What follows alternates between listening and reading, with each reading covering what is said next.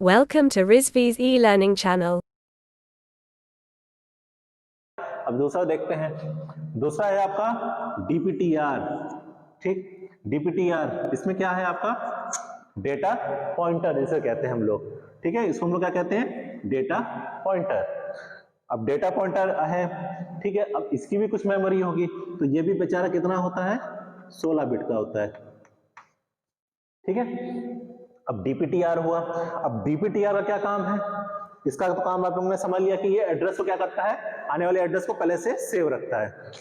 ठीक है, अब DPTR क्या करता है, ये आपके जो एड्रेस के अंदर जो आपके डेटा खुल रहे थे ना, जब आपने अपने एग्जाम फॉर्म पे क्लिक किया, पहले तो आपने ERP पे डाला, रोल नंबर, कैप्चा, सबमिट, आपके सामने डैशबोर्ड हुआ। जो डैशबोर्ड पर जो डेटा था वो किस में सेव था, वो था आपके DPTR में, डेटा पॉइंटर में सेव्ड। आने वाला डेटा, आने वाला डेटा का एड्रेस किस में सेव है, आपके पीसी में, और आने वाला डेटा किस में सेव है, आपके DPTR में। ठीक है, अब इसमें भी आप देख रहे हैं दो टर्म लिखे हुए हैं, DPH और DPL।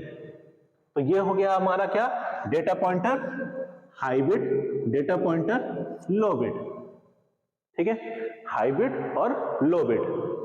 ठीक है, लो बिट क्या हो जाएगी हमारी, AD0 से AD7 तक।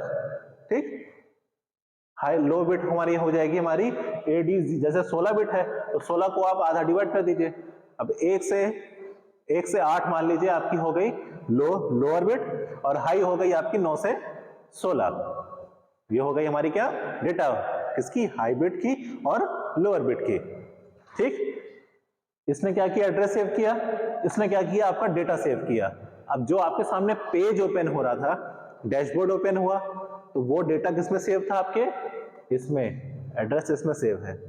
उसके बाद जब आप लोगों ने एग्जामिनेशन पे क्लिक किया, फिर आपके सामने फॉर्म भरने के लिए एक पेज आया, जिसके आगे जिसमें लिखा हुआ था, लास्ट डेट लिखी थी प्लस गो लिखा हुआ था। वो पेज किसमें, उसका डेटा किसमें सेव था, आपके DPTR में।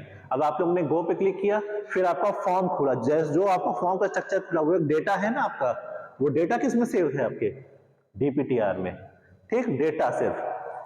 अब वो डेटा का भी किसमें सेव है आपका। उसके बाद आप लोगों ने फॉर्म भरा, सबमिट किया, वो आपको कहां ले गया, पेमेंट सेक्शन पे। अब पेमेंट सेक्शन का भी एक नया पेज ओपन होगा, वो डेटा था किसमें, आपके DPTR में। समझ गए। ठीक, तो ये था हमारा DPTR। ठीक, अब आप देख रहे हैं कि ये कनेक्टेड है किससे, आपके PSW से। ठीक है, PSW से है प्रोग्राम सिस्टम वर्ड। जो भी आप लोग ने इस डेटा है, इसमें जो भी डेटा था, ठीक है, यहाँ पे आप लोग ने ERP में डाला था अपना रोल नंबर, बड़ा सा कॉलम था, नीचे पासवर्ड, फिर कॉलम था, नीचे कैप्चा टिक करना था, उसके बाद सबमिट। ये जो इतना डेटा आपका खुल के आ रहा था ERP का, ठीक है, ये किससे बना है, प्रोग्रामिंग से बना होगा। हम लोग बैठ के किसी ने प्रोग्रामिंग की होगी, उसका एक पेज बनाया होगा, वेब डिजाइन किया होगा उसमें। ठीक है, डेटा उसने कहां से कलेक्ट किया, आपके DPTR से, डेटा पॉइंटर से। वो डेटा पॉइंटर से इसने क्या किया, PSW ने प्रोग्रामिंग उसके हिसाब से बनाई, जो कि अर्थमेटिक लॉजिकल यूनिट में किया। वो क्या कर रहा है, आपके क्लिक पे ऑपरेशन परफॉर्म कर दे रहा है। इसने यहां से आपका ले लिया। ठीक, अब ये चीज चला गया आपका कहां पे। अब आइए, ये था आपका प्रोसेसर वाला पार्ट। ठीक, इतना आपको समझ में आ गया। अब आइए, आपका ये है आपका रैम वाला पोर्शन, मेमोरी वाला पोर्शन। ठीक है, अब आइए मेमोरी वाले में। अब मेमोरी में आप लोग रैम रोम जानते ही हैं, मोस्टली यूज किया जाता है रैम रोम। ठीक है, यहां लिखा है A और DB। ठीक है, ये क्या होता है, एड्रेस और डेटा बस। ठीक है, यहां से तो एड्रेस निकल रहा था आपका, यहां से एड्रेस ले रहा था, यहां से ये आपका डेटा ले रहा था। अब ये ट्रेवल कर रहा है किस पे, ये किस पे ट्रेवल कर रहा है, आपके बस से, मतलब एड्रेस ऑब्लिक या तो एड्रेस बस। अब इसको यहां से क्या सेंड करना है, मेमोरी में एड्रेस सेंड करना है, तो यहां से एड्रेस बस के थ्रू आपकी एड्रेस सेंड होगा। अब यहां से जब आपको डेटा सेंड करना होगा तो क्या होगा, आपका डेटा सेंड होगा। ठीक है, डेटा बस से। अब आप लोग आइए रैम में। अब इस रैम की कितनी होती है आपकी, ये होती है आपकी 128 बिट, ठीक है। इसकी जो आपकी मेमोरी होती है टोटल 128 बिट रैम। ये मत सोचिए कि बहुत कम दिख रही है, ये हम बता रहे हैं ये उसके इंटरनल जो रैम होती है, इंटरनल रैम, एक्सटर्नल नहीं। जैसे लैपटॉप्स में जो आप लोग यूज करते हैं, जो रैम रोम हम लोग लगाते हैं 4 GB 8 GB 2 GB 16 GB, तो हम लोग क्या करते हैं वो एज ए एक्सटर्नल रैम है। उस प्रोसेसर की खुद की जो एक रैम होती है इंटरनल रैम, ठीक है, 3 MB 4 MB होती है। जैसे आप लोग ने कैचेस मेमोरी देखी होंगी, ठीक है, तो उसी तरह क्या है ये, इस रैम की कितनी मेमोरी है 128 बिट रैम का प्रोसेस आप लोग जान रहे हैं, आप लोग पढ़े हैं कंप्यूटर्स पे, ठीक। दूसरा है आपका रोम, इसकी कितनी होती है 4 KB रैम रोम। रैम में क्या था आपके सारे प्रोग्राम स्टोर्ड होते हैं। अब भाई मेमोरी है, जाहिर सी बात है मेमोरी है, ठीक है। अब इसकी जो डेटा की वो होती है सेव्ड 0000H से 0FFFH तक होती है, ठीक है, मतलब इसके हेक्साडेसिमल में, ठीक। अब रैम रोम का आप लोग प्रोसेस जानते हैं कि रैम में और रैम रोम में क्या अंतर होता है, ठीक है। सब लोग ने बेसिक तो पढ़े होंगे, कंप्यूटर्स पढ़े हैं, micro processor micro controller basic तो आप लोग जान रहे हैं। रैम अलग है, रोम अलग है। आप लोग के जो कंप्यूटर्स होते हैं उसमें भी रैम होता है, रोम होता है, दोनों चीज यूज होती है, ठीक। तो ये हो गई रैम और ये हो गई हमारी रोम, जिसमें क्या हो रहा है, यहाँ जो प्रोग्रामिंग हो रही है सेव्ड हो रही है किसमें, रैम और रोम में, प्लस यहाँ पे जो डेटा ऑपरेट हो रहा है वो भी किसके थ्रू हो रहा है, हमारे कहां से डेटा वो कलेक्ट कर रहा है, जो आपकी मेमोरी में स्टोर्ड है वहीं से डेटा निकालेगा ना। अब यहाँ पे कुछ भी प्रोग्रामिंग हुई, यहाँ पे कुछ भी प्रोग्रामिंग हुई, कुछ भी डेटा हुआ, तो डेटा तो कहाँ आपका स्टोर करेगा, आपके रोम में ही तो जाएगा, वहीं तो पड़ा रहेगा चुपचाप से, फिर जब आपको जरूरत होगी तो यहाँ से खींच के निकाल लेगा वो डेटा, यही तो होगा। एड्रेस भी सेव होगा, अब रैम भी है, अब उसको परफॉर्म करना है तो भाई रैम रोम दोनों का इस्तेमाल होना कंपलसरी है। जैसे आप लोग कंप्यूटर यूज करते हैं, रैम यूज करते हैं प्लस रोम यूज करते हैं, होता है रैम रोम। मोबाइल में भी आप लोग के रैम रोम होता है, चलता है ना, 16/128 होता है ना रैम रोम, दोनों का अलग अलग फंक्शन है। रैम में आप लोग क्या करते हो, अपने एप्लीकेशंस को इंस्टॉल करते हो, रोम में क्या करते हो, उसके डेटास को इंस्टॉल करते हो, दोनों में अंतर समझ में आया। यही चीज होता है हमारा क्या, रैम और रोम, ठीक। तो ये हो गया हमारा क्या, मेमोरी पार्ट, इसको भी अब अलग कर दिए, ठीक, प्रोसेसर पार्ट मेमोरी पार्ट।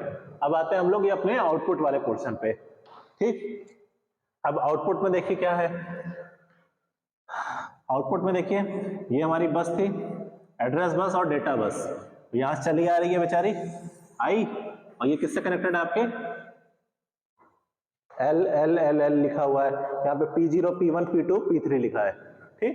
अब जब यहाँ पे जो हमने बताया था आपको data pointer high bit, data pointer low bit, तो ये वाला जो हमारा ऑपरेशन होता है P0 जो हमको शो करता है वो होता है हमारा AD0 से AD8 तक, ठीक। और P2 जो होता है वो हमको शो करता है AD9 से AD16 तक, ठीक। मतलब जो हाई बिट और लो बिट होती है, हाई बिट आपकी किसमें शो करेगी, आपकी P2 में, ठीक है, और लो बिट आपकी किसमें शो करेगी, आपकी जब भी होगा किसमें, P0 में। इसलिए आप लोगों ने देखा, ध्यान दीजिएंगे, तो जब ये हमारी जो बस आई ट्रेवल करके, इसको हम लोग ने अलग से शो किया, ये दोनों को हमने अलग से शो किया हुआ है, मतलब एज अ इंडक्टर नहीं है ये, ठीक है, ये हमने एज अ तार की तरह से, मतलब अलग से शो करना कि हमने इन दोनों को एक अलग से शो कनेक्शन दिया हुआ है। मोस्टली आपको इसमें लाइनें ही ऐसे दिखेंगी सब जगह, बट आपको अलग से पता चले कि हाँ हमने इसको अलग से इन्हीं दोनों को क्यों शो किया है, इसलिए ये हो गई हमारी हाई बिट के लिए, ये हो गई हमारी लोअर बिट के लिए, ठीक है। अब नॉर्मल जो हमारी एड्रेस होंगी वो हमारी इसमें भी वेरी कर सकती हैं, इसमें भी वेरी कर सकती हैं, ठीक है। अब P3 से TCC जुड़ा हुआ है, ठीक, मतलब टाइमिंग कंट्रोल सर्किट्स, ठीक।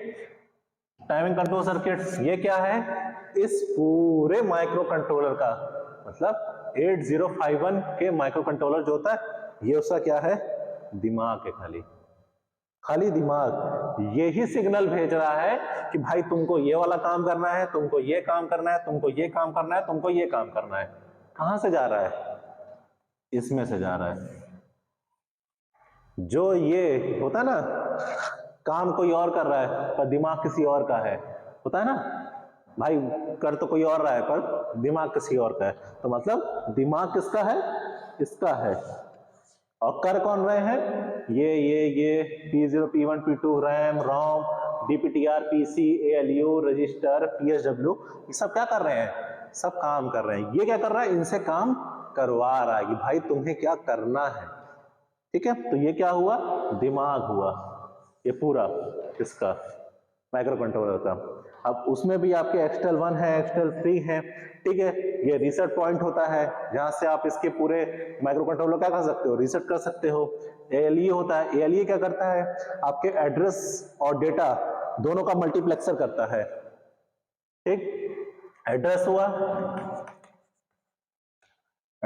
तो 0, डेटा हुआ तो 1, ठीक। 0 और 1 में वेरी करता है बाइनरी, तो वही होता है हमारा एड्रेस और डेटा का। ALE क्या करता है, मल्टीप्लेक्सर यूज करता है। भाई जहां एड्रेस की जरूरत है वहां वो एड्रेस को मल्टीप्लेक्सर से दोनों को, यहाँ दोनों एक साथ ट्रेवल कर रहे हैं ना, AD है ना, एड्रेस बस और डेटा बस। अब क्या पता एक साथ दोनों ट्रेवल कर रहे हो, तो ALE का क्या काम रहेगा, एड्रेस को अलग कर देना। वो एड्रेस को अलग फेंक देगा इसमें, भाई तुम एड्रेस यहाँ शो करो। डेटा भाई तुम अगर हाई बिट के डेटा हो तो इसमें आओ, लो बिट के डेटा हो तो तुम P0 में शो करो। होगा, कहां से हो रहा है, ALE से हो रहा है, ठीक है। PSEN EA ये सब क्या करते हैं, आपके प्रोसेसर्स को अलग अलग तरीके से कंट्रोल करते हैं, ठीक। VCC GND ये क्या है आपका, +5 वोल्ट और +0 वोल्ट, ठीक है। तो ये हो गया हमारा VCC क्या, +5 वोल्ट, और ग्राउंड हो गया हमारा GND क्या हो गया, 0 वोल्ट, ठीक। ये तो बेसिक हो गया इतना। अब इसमें आप लोग देख रहे हैं ये LLL सब में लिखा हुआ। अब ये क्या है, ये नया चीज क्या है, ये क्या करता है, इसको कहते हैं हम लोग लैचेस।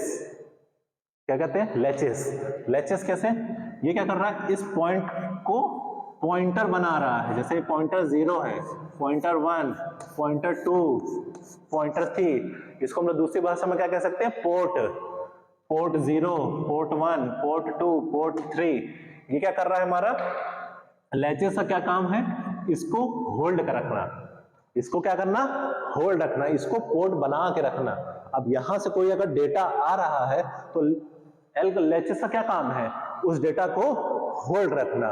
जब वो होल्ड रखेगा तो ही क्या करेगा, आगे ट्रांसफर होगी ये सब पोर्ट्स में, ठीक है। अब दूसरा डेटा आएगा तो ये लैचेस क्या करेगा, एक डेटा को आगे ट्रांसफर कर देगा, फिर दूसरे डेटा को क्या करेगा, फिर होल्ड करके रखेगा एक पे।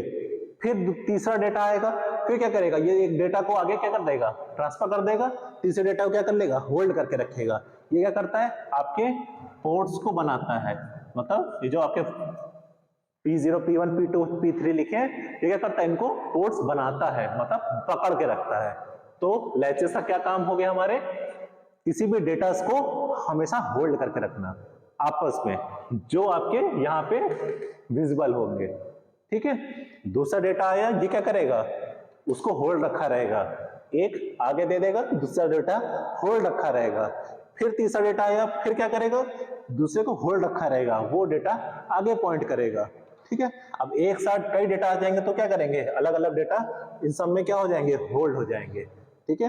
तो लैचेस का ये काम हुआ आपके पोर्ट्स को बैलेंस्ड करना, ठीक है। ये था पूरा आपका क्या 8051 का आर्किटेक्चर, ठीक। अब नेक्स्ट क्लास में इसके आगे का देखेंगे, ठीक। तो थैंक यू क्लास।